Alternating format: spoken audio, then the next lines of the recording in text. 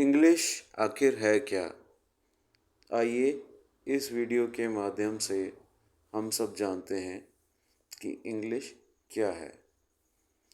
हर एक देश की एक मुख्य भाषा होती है जिसमें वह देश के लोग बातें करते हैं, लिखते हैं, बोलते हैं और पढ़ते हैं। वह भाषा उनको कहीं स्पेशली सीखने नहीं जाना पड़ता है, क्योंकि वहाँ वो लोग जैसे ही अपने घर में जन्म लेते हैं तो यह भाषा उनके बड़े होते समय उनको सीखने को मिल जाती है। उसका कारण यह रहता है कि उनके घर परिवार के लोग उसी भाषा में बातचीत करते रहते हैं। यह देखकर एक बच्चा बड़ा होता है, साथ ही जब वो अपने रिश्तेदारों से मिलता है तब भी वह यही भाषा सुनता है। जब उसका स्कूल जाने का समय आता है तो उसे ये भाषा स्कूल में भी सीखने को मिलती है और आगे चलकर जीवन भर वह ये भाषा बोलता है।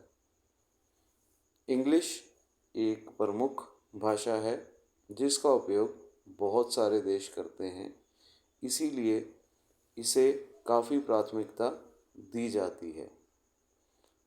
ज़्यादातर देशों में इंग्लिश का बोलने का, लिखने का, सुनने का और पढ़ने का चलन है। इसलिए अंग्रेजी भाषा का ज्ञान होना आजकल के समय में बहुत ज़रूरी माना गया है। इंग्लिश को हम 4 हिस्सों में बांटकर देख सकते हैं और समझ सकते हैं। सबसे पहले बोलने की भाषा में इसका उपयोग, उसके बाद सुनने की भाषा में इसका उपयोग, साथ ही इसे लिखने की भाषा में इसका उपयोग और पढ़ने की भाषा में इसका उपयोग। इंग्लिश आप तभी अच्छा बोल पाएंगे यदि आप इंग्लिश अच्छा बोलना सीखते हैं।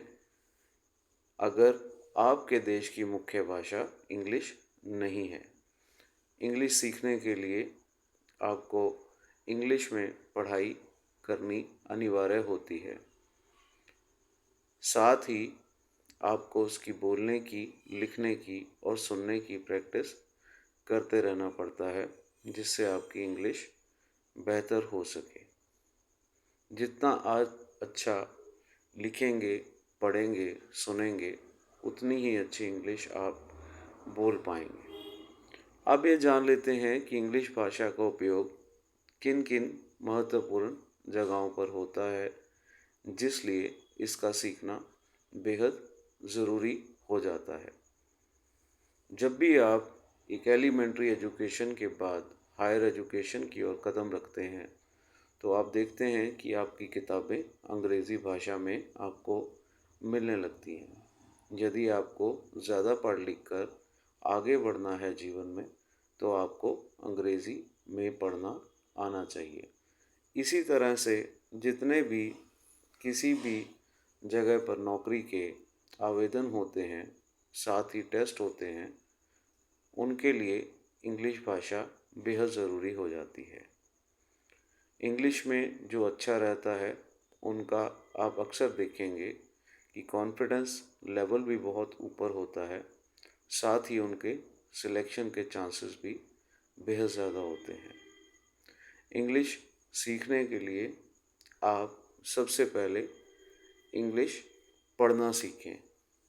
इंग्लिश पढ़ना सीखने के लिए आपको घर पर आने वाले मैगज़ीन्स और न्यूज़पेपर्स पढ़ने चाहिए। इंग्लिश सुनने के लिए आप इंग्लिश में फ़िल्में देख सकते हैं, इंग्लिश गाने सुन सकते हैं और इंग्लिश में न्यूज़ को सुन सकते हैं। यदि आप अच्छी इंग्लिश लिखना चाहते हैं तो आप शुरुआत फलों के नाम, सब्जियों के नाम, पेड़ पौधों के नाम, रिश्तों के नाम और जो रोज़मर्रा में बेसिक इंग्लिश यूज़ होती है उसके लिए कर सकते हैं। इंग्लिश यदि आपको लिखना है तो आप छोटे छोटे शब्दों और वाक्यों का चुनाव कर सकते हैं जो बोलने और सुनने में आसान रहते हैं। इन सभी की जिस दिन आपको अच्छे से प्रैक्टिस हो जाती है तो आप में एक हिम्मत आ जाती है अंग्रेज़ी में बात करने की। अंग्रेज़ी में बात करने के लिए इन सब चीज़ों पर अपनी पकड़ होना ज़रूरी है। यह कोई एक दिन का काम नहीं है और कोई बेहद आसान काम नहीं है।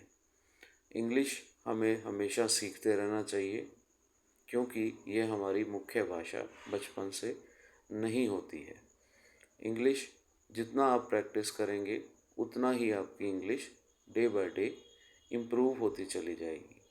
आपको अपनी इंग्लिश का लेवल चेक करने के लिए मॉक टेस्ट का सहारा लेना चाहिए, जिससे आपको उसमें होती उन्नति और प्रगति साफ साफ नज़र आ जाए और जहाँ जहाँ भी आप गलत हो रहे हैं उसे सुधार करने का मौका मिल जाए।